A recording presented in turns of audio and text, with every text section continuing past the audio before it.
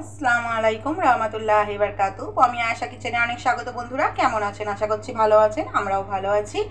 বন্ধুরা আজকে বানিয়েছি ইলিশ মাছের মাথা দিয়ে পুঁই শাকের রেসিপি। অনেক রকমভাবে অনেকজনাই বানায় পুঁই শাকের রেসিপি।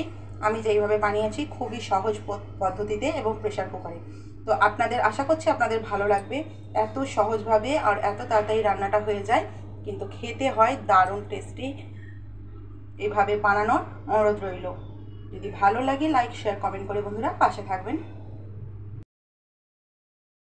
এখানে নিয়েছি কচু, এখানে নিয়েছি কুমড়ো, এখানে নিয়েছি একটা আলু ডুমো করে কেটে নিয়েছি, ঝিঙে নিয়েছি একটা, কচু নিয়েছি 3-4টে। আপনারা যদি চান কচু দিতেও পারেন, না দিতেও পারেন, আমার ভালো লাগে তাই আমি কচুটা দিয়েছি। সব সবজি ধুয়ে পরিষ্কার করে কেটে নিয়েছি। এখানে পুঁই শাকগুলোকেও আমি খুব সুন্দরভাবে ধুয়ে পরিষ্কার করে কেটে নিয়েছি। এখানে একটু একটু বীজও হয়ে গেছে পুঁই শাকে, এটা বেশি সুন্দর খেতে লাগে। প্রেশার কুকার নিয়ে প্রেশার কুকারের ভেতরে সমস্ত পুঁই শাক সমেত যে সবজিগুলো দেখালাম সমস্ত কিছু দিয়ে দিয়েছি। এর মধ্যে দিয়ে দেবো কিছু মশলা, জিরে গুঁড়ো, হলুদ গুঁড়ো, লঙ্কা গুঁড়ো, এটাও দিয়ে দেবো এবং অল্প পানি আর অল্প লবণ দিয়ে আমি সিটি মারতে দেবো। দিয়ে দিচ্ছি অল্প পরিমাণ লবণ এবং অল্প পরিমাণ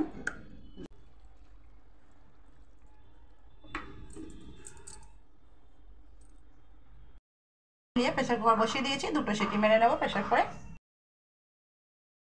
প্রেশার কুকারে সিটি মেরে নিয়েছি বন্ধুরা। দেখুন কতটা কমে গেছে। এবার সাইড করে আমি রেখে দেব। এখানে কড়াই বসিয়ে দিয়েছি, কড়াইটা গরম হয়ে গেছে। এর মধ্যে দিয়ে দেব সরষের তেল। রান্নাটা হবে আমার সরষের তেলে। প্রথমে সরষের তেলটা গরম করে নেব। তেলটা যখন গরম হয়ে যাবে এর মধ্যে দিয়ে দেবো আমি বড়ি। আমি কিছুটা বড়ি নিয়ে নিয়েছি এবং বড়িটাকে আমি ভেজে নেব।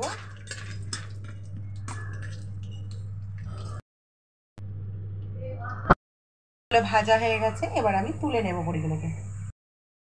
মাছগুলো এবার আমি ইলিশ মাছের 2টো মাথাকে নুন হলুদ মাখিয়ে রেখে দিয়েছিলাম, এই দুটোকে আমি ভেজে নেব। সঙ্গে আছে একটু তেল দিয়ে দিলাম।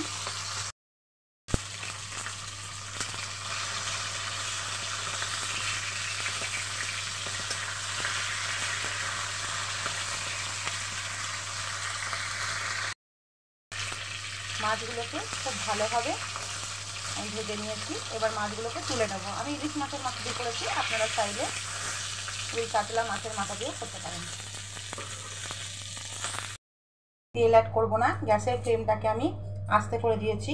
এর মধ্যেই দিয়ে দিচ্ছি শুকনো লঙ্কা, 5 ফোড়ন, দিয়ে দেব পেঁয়াজ কুচি, ছোটো সাইজের 2টো পেঁয়াজ দিলাম।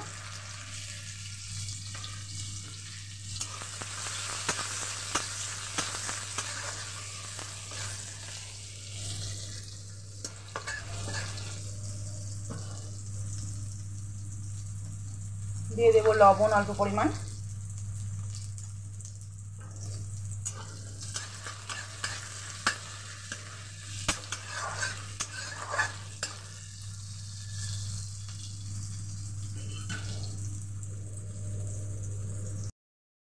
ভাজা হয়ে গেছে, এখানে দেব আদা রসুনের পেস্ট।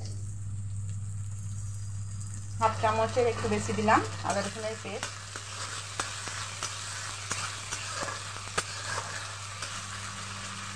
সমস্ত মশলা আমার সেদ্ধ করার সময় দেওয়া আছে, আমি আর কিছু এখন মশলা অ্যাড করবো না। এখানে আদা রসুনের গন্ধটা, কাঁচা গন্ধটা যখন একদম কেটে যাচ্ছে তখন দিয়ে দেবো মাছ দুটো, যে মাথা দুটো ভেজে রেখেছিলাম ওটাকে আমি ভেঙে নিয়েছি যাতে কড়াইয়ে কোনো অসুবিধা না হয়।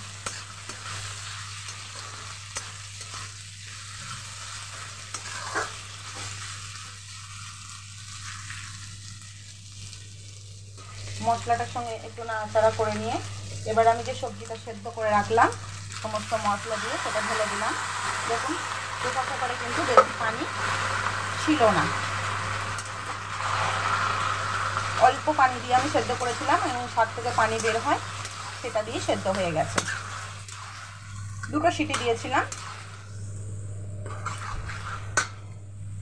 এর মধ্যে দিয়ে দেব আমি চিনি।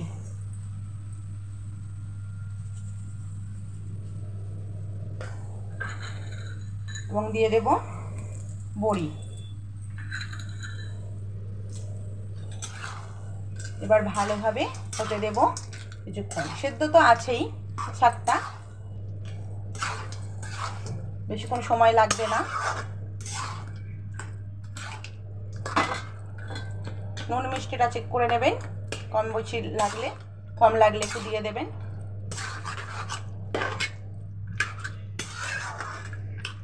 আমি সেদ্ধর সময় লবণ দিয়েছিলাম এবং তরকারি হবার সময় আবার লবণ দিয়েছি, দেখলেন।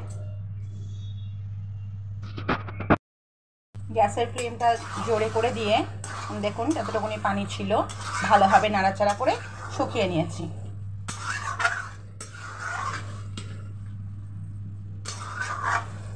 এইভাবে আমার রেডি হয়ে গেল ইলিশ মাছের মাথা দিয়ে পুঁই শাক। আপনাদের কেমন লাগলো অতি অবশ্যই জানাবেন।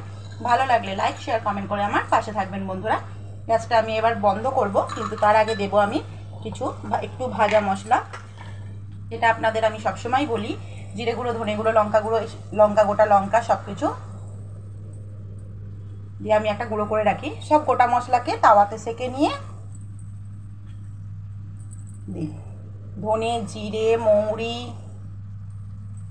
শুকনো লঙ্কা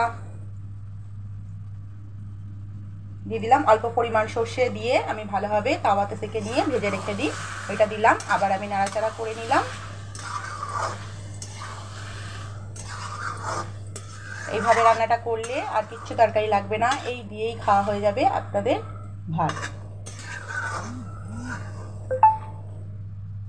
রেডি হয়ে গেছে, এবার গ্যাসটা বন্ধ করে দিলাম। ভাজা মশলার গন্ধ একটা দারুণ আসছে।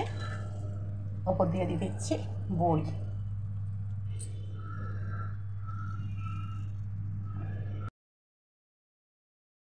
একটা বাটির মধ্যে ঢেলে নিলাম।